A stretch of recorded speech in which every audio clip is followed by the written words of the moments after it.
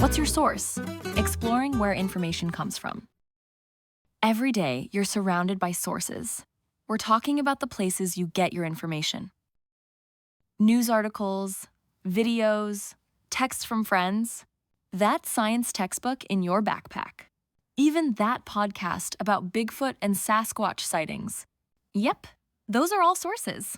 A source is basically just where information comes from.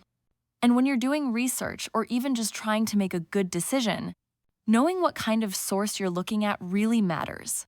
Imagine you're doing a school project or trying to figure something out for real life.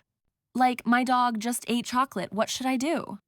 You'll want to choose reliable, relevant, and useful sources. Some sources give you facts. Some are trying to persuade or sell. Some are just there to entertain.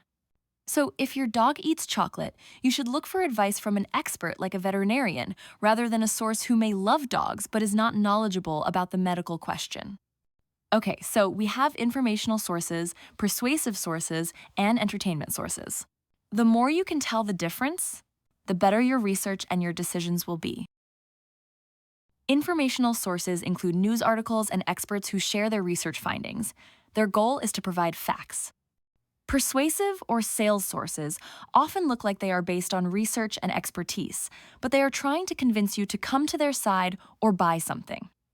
Entertainment sources also can look like they are researched and factual, but their purpose is to make you feel something and are not the standard for reliable information. The gold standard for school research and research in life is to focus on informational resources. However, they can be trickier to find than you might think. Let's keep exploring how to determine if a source is truly trustworthy. It's not a simple task, but it's a great skill to have for school and for life.